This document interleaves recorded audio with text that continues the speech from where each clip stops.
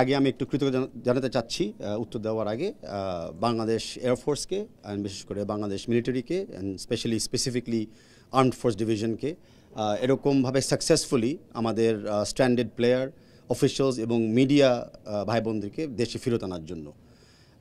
তার পিছনে কিছু নাম উল্লেখ করতে হয় যে একটু আগে ছিলেন আমাদের সাথে আমাদের air vice marshal Javed Tanvir Khan, assistant chief of air staff operations.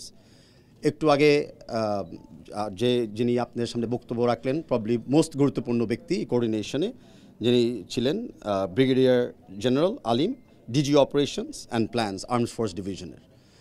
আর আমার প্রথম কলটা উইথ দ্য রিকোয়েস্ট কিন্তু যায় টু আমাদের PSO armed force division lieutenant general Kamrul Hasan সাহেবকে। তো এই জায়গা থেকে বেসিক্যালি সব ফিল্ট্রেশনগুলো শুরু হলো।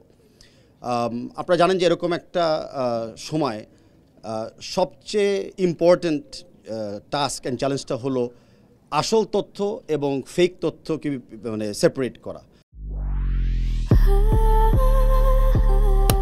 Walton switch, stylish and elegant. আমরা বাংলাদেশে বসে অনেক কিছুই শুনতেছিলাম, কেউ হোয়াটসঅ্যাপে পাঠাচ্ছে, কেউ ফেসবুকে পোস্ট করতেছে, কেউ ফোনে বলছে। তো আসলে সিচুয়েশনটাকে আমরা আগে বিবেচনা করতে একটু মানে চ্যালেঞ্জটা প্রথমে আমি মিট করেছিলাম।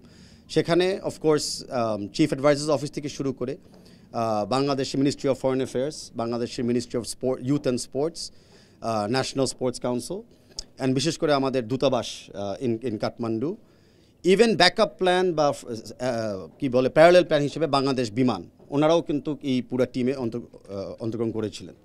তো আমাদের এখানে প্রথম ওয়ারিটা ছিল যে আমাদের যে কন্টিজেন্ট যারা ছিলেন অ্যান্ড এডিশনালি যখন আমরা একটা রেস্কিউ মিশনের প্ল্যানিং করতেছিলাম, আমরা তো বাকি বাংলাদেশিদেরকেও স্ট্যান্ড রাখতে পারি না। তো তখন আমাদের বিবেচনা ছিল যে আমরা কয়জনকে এই রেস্কিউ মিশনে আমরা জড়িত করব। নেপালের পরিস্থিতি কী ছিল, নেপালের আইন শৃঙ্খলা পরিস্থিতি কী ছিল আমরা জানতাম না, বাট অনেক ভাঙচুরের এবং রাইটিংয়ের ছবি এবং চিত্র আমরা দেখেছিলাম। আমরা শুনেছিলাম যে হোটেলের পাশের 2টা প্লট পরে একটা বিল্ডিংয়ে আগুন লাগিয়ে দেওয়া হয়েছিল। তো আমাদের প্রথম জায়গাটা ছিল যে আমরা অল্টারনেট সেফটি লোকেশনকে নিয়োগ করা। তো ইতিমুহূর্তে আমরা কিন্তু মানে 2টো অল্টারনেট লোকেশন আমরা রেডি করে ফেলেছিলাম, ইন কেস যদি আমাদের টিমকে ইভ্যাকুয়েট করতে হয় আমাদের সেকেন্ড এবং থার্ড অপশনসও রেডি ছিল। থার্ড ছিল যে ইমিডিয়েটলি আমাদের বাংলাদেশ এয়ারফোর্স কিন্তু was ready to go airborne, কিন্তু বাংলাদেশ এয়ারফোর্স তো আর মানে ডিসিশন দিতে পারে না। তো আমাদের ডিপ্লোম্যাটিক চ্যানেলে যখন আমাদের এয়ার স্পেসগুলো খুলে দিয়েছে, নেপালে যখন সিভিল অথরিটি নেপাল যখন এয়ারপোর্টটাকে সেফ ল্যান্ডিংয়ের জন্য ঠিক করতে পেরেছে এবং ওয়েদার পারমিটিং, যেটা আমাদের সবারই হাতের বাইরে, এই 3টা কোঅর্ডিনেশন করার পরে আমাদের বাংলাদেশ এয়ারফোর্স কিন্তু এয়ারবর্ন হয়েছিল অ্যান্ড খুব অল্প সময় আমাদের প্লেয়ারদেরকে এবং মিডিয়া অফিসারদেরকে কিন্তু ফেরত নিয়ে এসেছিল। আর লক্ষ্য করতে চাই যে এই সময় আপনারা দেখবেন যে আমরা কিন্তু আমাদের যে টিম যাকে আমরা বলি, আমাদের রেস্কিউ স্ট্যান্ডার্ড টিমের ভিতরে আমরা কিন্তু মিডিয়া ভাই বোনদেরকে ইনক্লুড করেছিলাম। তো আমরা মনে করি আমরা এক পরিবার। আর আমাদের টিম জাস্ট ডন্ট মিন যে 11টা বা 23টা প্লেয়ার, আমাদের টিম মিনস যারা এই জায়গায় জড়িত আছে।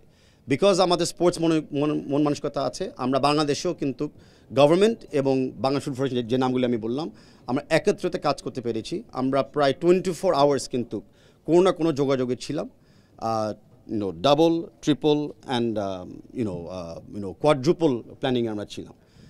অ্যাট দ্য সেম টাইম সার্বক্ষণিকভাবে আমাদের চিফ অ্যাডভাইজারের সাথে আমাদের বাংলাদেশের chief of army staff general Waker এবং আমাদের বাংলাদেশের চিফ অফ এয়ারফোর্স ওনারাও কিন্তু মানে ডাইরেক্ট রেসপন্সিবিলিটি নিয়ে মনিটরিং করতেছিল এবং আমাদেরকে অনেক গাইডেন্সও দিচ্ছিল। বাট গড উইলিং, আল্লাহ শুকর, আমরা সবাই এই মিশনটা সাকসেসফুল করে এসেছি। আর আমরা প্রমাণ করে দিয়েছি যে বাংলাদেশ ফুটবল ফেডারেশন আমাদের প্লেয়ারদের অতি দায়িত্বশীল।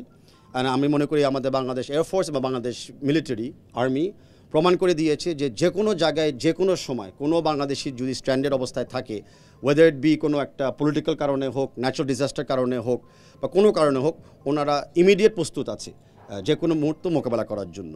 ডেফিনেটলি আমাদের স্ট্যান্ডার্ড মেডিকেল প্রসিজার্স বলে যে এরকম একটা সিচুয়েশনের পরে আমরা সকল প্লেয়ারদেরকে মেন্টাল কোচিং অথবা সাইকোলজিক্যাল সাপোর্ট দিব, যাদের লাগে তারা অবশ্যই পাবে, আর যাদের লাগে না তাদেরকে আমরা অ্যাসেসমেন্ট তাও করব ফর দেয়ার সাইকোলজিক্যাল ওয়েলবিইং।